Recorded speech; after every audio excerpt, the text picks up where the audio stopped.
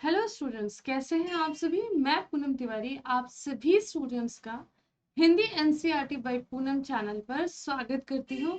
आप सभी का अभिनंदन करती हूँ, वंदन करती हूँ। उम्मीद करती हूँ कि आप सभी की पढ़ाई Hindi NCERT by Poonam Tiwari channel पर बहुत अच्छी तरीके से चल रही होगी, चलनी भी चाहिए। आज हम लोग मेरे चैनल पर नेताजी का चश्मा के प्रश्न उत्तर करेंगे और नॉर्मल प्रश्न उत्तर नहीं है, ये टेक्स्ट बुक और कुछ इंपॉर्टेंट क्वेश्चन आंसर्स हैं जो कि एग्जाम में पूछे जाते हैं। तो स्टार्ट करते हैं हम। नेताजी का चश्मा पाठ नामक पाठ से आपको क्या संदेश देता है। ये पाठ आपको क्या संदेश देता है। नेताजी का चश्मा कहानी किस बारे में है। या फिर पूछा जा सकता है नेताजी का चश्मा पाठ का उद्देश्य स्पष्ट कीजिए। नेताजी का चश्मा एक रोचक कहानी है। इसमें लेखक कहना चाहते हैं कि देशभक्ति का संबंध मन की भावना से होता है, ठीक है। और वो कोई आपके अंदर इनहेरिट नहीं कर सकता, कोई दे नहीं सकता कि हाँ आपको आपके देश के प्रति ऐसी भावना होनी चाहिए, नहीं, ये खुद आती है, ठीक है। तो यहाँ पर वही बात बताई गई है कि देशभक्ति प्रकट करने के लिए ना तो ऐसा कहीं लिखा हुआ है कि आपको फौजी होना जरूरी है, स्वतंत्रता सेनानी होना जरूरी है, या कोई नेता होना जरूरी है तो ही ऐसा प्रूफ होगा कि आप देशभक्त हैं। ऐसा कुछ नहीं है। ना तो शरीर से शक्तिशाली होने की जरूरत है, सबसे ज्यादा जरूरी है मन से आपको फोकस्ड होना, मन से एकदम से ये ना कि भाई हम हमारे देश के लिए हैं, हमारा ये जीवन देश के लिए है, हमारे कर्म वचन मनसा कर्मणा वाचा से हमें देशभक्त होना चाहिए। कोई भी मनुष्य चाहे बच्चा हो बूढ़ा हो देश प्रेमी हो सकता है और है भी। यदि कोई मनुष्य अपने महापुरुषों का सम्मान करता है और उसके सम्मान के लिए कोई किसी चीज का त्याग करता देखता है तो वो देशभक्त ही कहलाता है।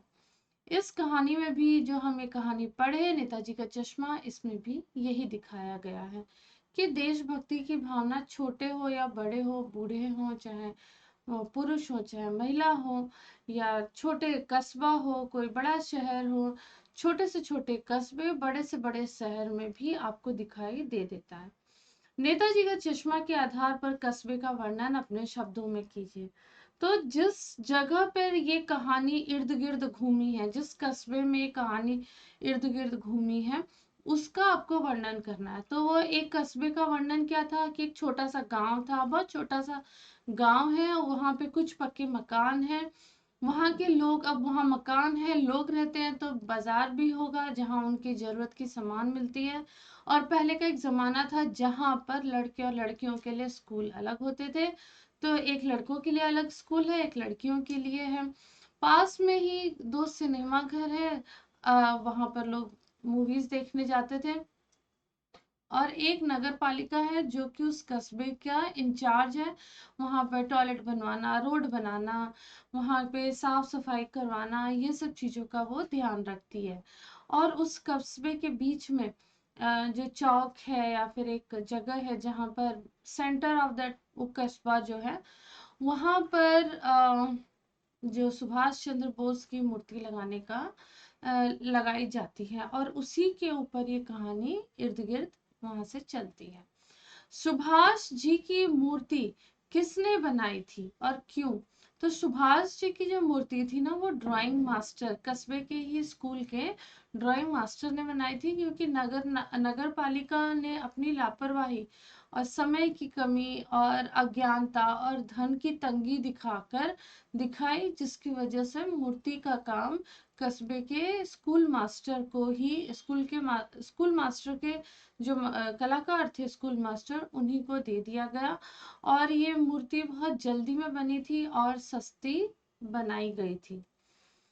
नेताजी की मूर्ति पर किस प्रकार का चश्मा था। तो नेताजी की मूर्ति जो थी उसके ऊपर, उनके मूर्ति के ऊपर चश्मा नहीं था। और जैसा कि हम सब ही जानते हैं कि हमारे नेताजी जो थे सुभाष चंद्र बोस जी, ये चश्मा लगाते थे और इनका जो ड्रेस होता था, जो कपड़े पहनते थे, वो फौजी कपड़े पहनते थे। तो इसमें इनके मूर्ति पर चश्मा नहीं था, लेकिन जो वहाँ पर कैप्टन था चश्मे वाला, उसे उनकी मूर्ति अच्छी नहीं लगती थी बिना चश्मे के, वो मूर्ति इनकम्प्लीट लगती थी। तो उसके पास जो भी चश्मा रहता था, जो आसानी से उसे अवेलेबल था, उसके पास था, तो वो उन्हें लगा देता था और उनके मूर्ति को सूट करता था, ऐसा वो लगा देता था। लेकिन जब कैप्टन मर जाता है तो कस्बे में ही एक बच्चे, कस्बे में जो बच्चे थे वो देखते होंगे इस तरह से, और बच्चे क्या होता है, वो बड़ों की नकल करते हैं, चाहे वो अच्छा हो चाहे बुरा हो, बच्चे नकल करते हैं। तो बच्चों ने इनको देखा था कैप्टन को चश्मा लगाते हुए। अब कैप्टन तो जिंदा नहीं था, वो मर चुका था। तो वहीं के कस्बों के बच्चों ने ही सरकंडे के चश्मा बनाकर उस मूर्ति पर लगा दिया था। हालदार साहब ने चश्मे बदलने पर कैसी प्रतिक्रिया की? तो हालदार साहब ने चश्मे जब हमेशा बदलते रहते थे, तो हर 15 दिन पे जब वो उस रास्ते से गुजरते थे तो वो देखते थे कि इस पर तो चश्मा, मूर्ति मूर्ति पर तो हर हर 15 दिन पे चश्मा नया लग रहा है। तो उन्होंने नेगेटिव कुछ नहीं सोचा, लेकिन उनके दिमाग में सकारात्मक प्रतिक्रिया प्रकट हुई और उन्होंने सोचा कि क्या हुआ अगर मूर्ति असली नहीं है, क्या हुआ मूर्ति अगर वो इंसान असली नहीं है तो उसकी मूर्ति बनी हुई है, लेकिन उसके ऊपर चश्मा तो रियल है, और चश्मा हमेशा क्या होता है, बदलता रहता है। और नेताजी जो थे बिना चश्मे के तो अच्छे लगते ही नहीं थे, मूर्ति अधूरी तो नहीं दिख रहती। और हालदार साहब के लिए बहुत ही सबसे बड़ी संतोष की बात थी कि कोई ना तो कोई देशभक्त है जो मूर्ति का बहुत ज्यादा ख्याल रखता है। पहले कैप्टन रखता था और उसके बाद में उस कस्बे के बच्चे नेताजी की मूर्ति का ध्यान रखते थे। पान वाला कैप्टन के प्रति कैसे भाव रखता था? तो पान वाला जो था ना, वो एक अजूबा आदमी था, मतलब पता नहीं क्या था, स्पेशल प्लैनेट से आया था, सन की था, मनोरंजक आदमी और आदमी मानता है। और उसको, उसकी नजरों में ऐसे आदमी अखबार में फोटो छपना चाहिए, ताकि ऐसे वो इस तरह का आदमी कि उसको लगता था कि मेरी फोटो कहाँ छपनी चाहिए, अखबार में, ताकि लोग उसकी सनक के बारे में, उसकी जो उसका जो हंसने और हंसाने वाला नेचर था, उसके बारे में लोग पढ़ें और हंसे। इसलिए जब हालदार साहब ने उसे पुरानी फौजी मान बैठता है, तो उसे वह पागल तक कह देता है। किसे? जब हालदार साहब कैप्टन को फौजी मान लेते हैं तो वो क्या कहते हैं, अरे वो तो पागल था, और कहकर वो हंस देता है। हालदार साहब किस बात से दुखी हो गए? तो हालदार साहब जो थे ना, पान वाले के द्वारा कैप्टन को पागल और सनकी कहे जाने पर उनको बहुत दुख पहुंचता है, और उन्हें ऐसा लगता है कि आज भी लोग देशभक्त जो हैं उनकी कोई कदर नहीं करता, उनकी कोई इज्जत नहीं करता, और ये बात उन्हें बिल्कुल भी पसंद नहीं आई। यदि हालदार साहब को नेताजी की मूर्ति पर चश्मा लगा नहीं मिलता तो उनके मन में किस तरह के भाव आते? तो हालदार साहब को जब नेताजी की मूर्ति पर चश्मा लगा नहीं मिलता तो वो एकदम दुखी हो गए, उनको मतलब ऐसा लगा कि शायद इस जीवन में कुछ है नहीं, और उन्होंने उस रास्ते से भी गुजरना छोड़ दिया, और अगर उस रास्ते से गुजरते थे तो वो वहां पर रुकते नहीं थे और वहां पर देखना भी नहीं चाहते थे, और वे मन ही मन पान वाले पर खिंचते और देशभक्तों का मजाक उड़ाने वालों को वो कोसते रहते थे। ठीक है, नेक्स्ट क्वेश्चन। मूर्ति के पास से गुजरते हुए अंत में हालदार साहब क्यों भावुक उठे? उन्होंने डिसाइड की तो किया था, उन्हें तो पता चल गया था कि अब कैप्टन नहीं रहा, और वो डिसाइड करते हैं कि मैं इस रास्ते से कभी नहीं गुजरूंगा, और अगर मैं कभी गुजर भी गया तो मैं इस मूर्ति की तरफ नहीं देखूंगा। लेकिन हमारी ह्यूमन टेंडेंसी है कि हम जिस रास्ते से अगर गुजरते हैं, अगर वहाँ टेम्पल है तो, या कोई भी जगह है तो, बहुत सुंदर सी जगह है, तो हम उसके ऊपर अपनी दृष्टि ले जाए बिना नहीं चूकते। ऐसे ही बोस जी की मूर्ति थी जिसके ऊपर हालदार साहब अपनी नजर उन्हें बिना देखे उन्हें चैन नहीं आता और वो देख लेते हैं। ठीक है, और वो भावुक उठते हैं। भावुक होने का उनका कारण ये था कि कैप्टन तो था नहीं, लेकिन कस्बे के बच्चे युवकों ने नेताजी का मूर्ति पर क्या लगा दिया था, चश्मा लगा दिया था। और जो हालदार साहब थे वो उन बच्चों की, उन युवा पीढ़ी की जो देशभक्ति, चश्मा लगा के उन लोगों ने अपनी जो देशभक्ति दिखाई थी उसका प्रमाण दिया था, देशभक्ति का प्रमाण दिया था, उससे वो भावुक उठे।